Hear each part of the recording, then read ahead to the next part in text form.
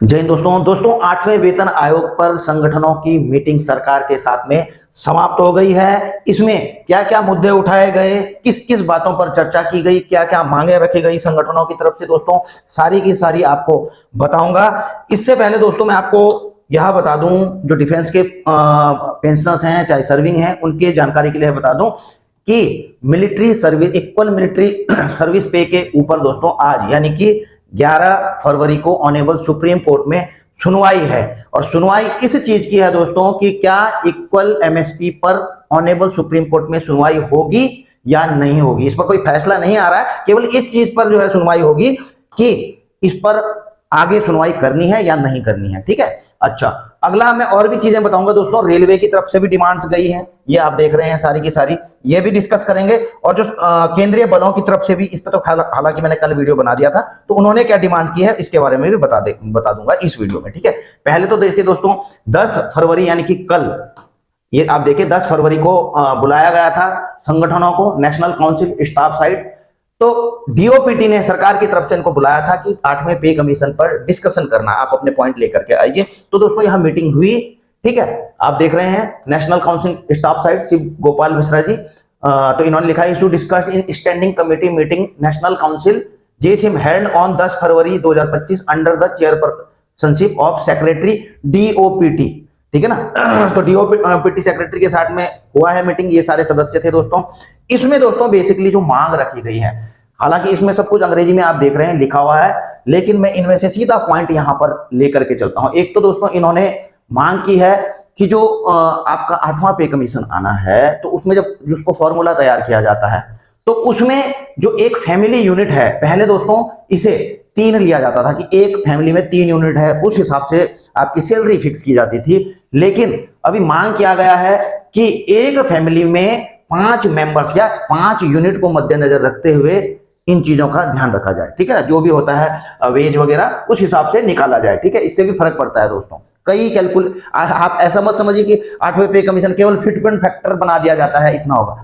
उससे पहले कई चीजों को ध्यान में रखा जाता है दोस्तों, हर चीज का कैलकुलेशन किया जाता है, तब जाके उस हिसाब से आपको फिटमेंट फैक्टर तैयार होता है। ठीक है ना।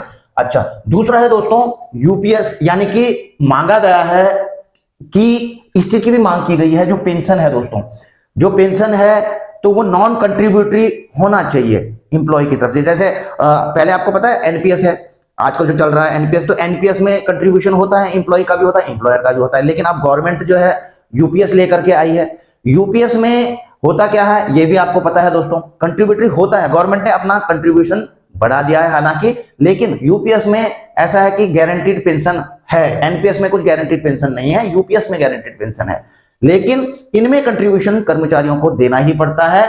इसलिए मांग यह की गई है, जैसे ओल्ड पेंशन स्कीम में था, कि वहां व्यवस्था लागू की जाए जिसमें कर्मचारी को कंट्रीब्यूशन ना देना पड़े, कंट्रीब्यूशन फ्री हो। ठीक है, अगली दो मांग की है दोस्तों कम्यूटेशन को लेकर के, कम्यूटेशन को लेकर के मांग की गई है कि इसका जो पीरियड है वो 12 साल किया जाए। ठीक है, अच्छा जी, अगला है दोस्तों एफएमए।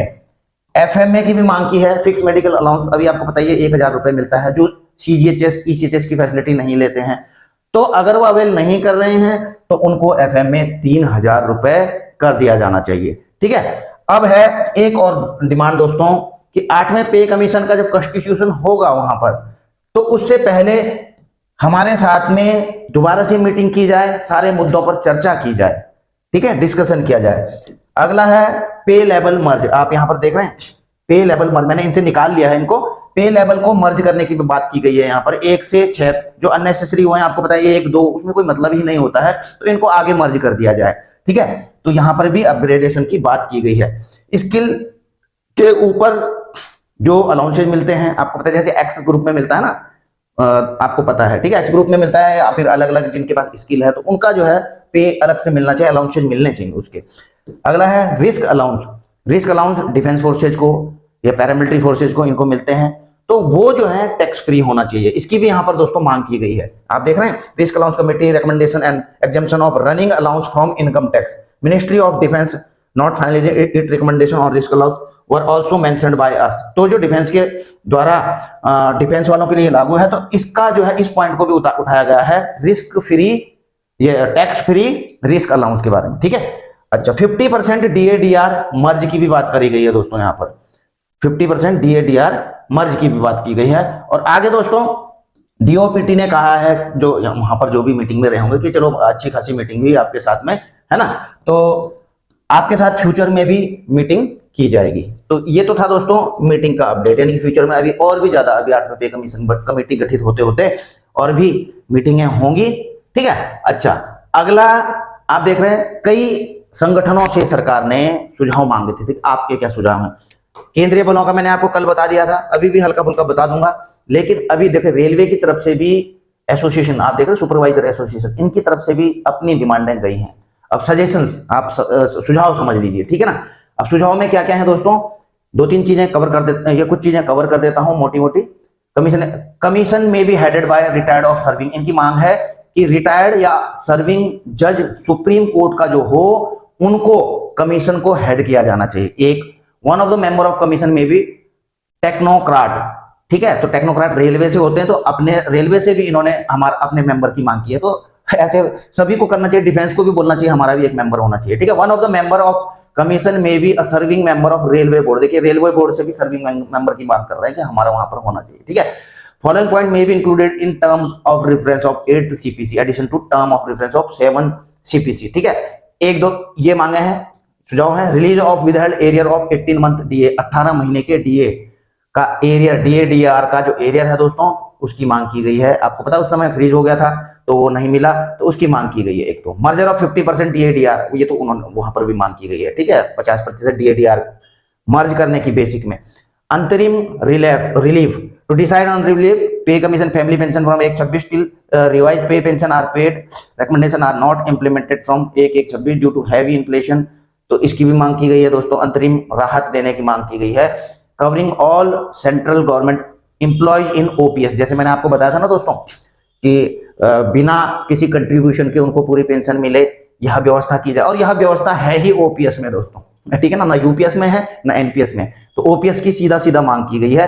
अनोमलीज हैं जो दोस्तों, अनोमलीज किसमें है, विसंगतियां, जैसे डिफेंस का है ना OROP में कहते हैं इसमें विसंगति है, कभी इसमें विसंगति है, तो उसी प्रकार से जो विसंगतियां हैं regarding pay level increment, pay fixation, promotion, MACP, retirement benefit pending for many years without विसंगतियां हैं दोस्तों, कई चीज, जैसे हम एडिशनल पेंशन में मांग करते हैं, लगातार कम्यूटेशन वाली मांग करते हैं कि इतना होना चाहिए इतना, तो ये सारी, ये MACP का है कि 2006 से पहले, 2006 के बाद, कई चीजें चलती रहती हैं। OROP में भी है कि 14 से पहले, 14 के बाद, या कुछ और भी हैं। तो इस प्रकार की विसंगतियां, कोई भी रिटायरमेंट से पेंशनरी बेनिफिट्स हैं उनमें कोई अगर विसंगतियां तो उनको दूर किया जाए।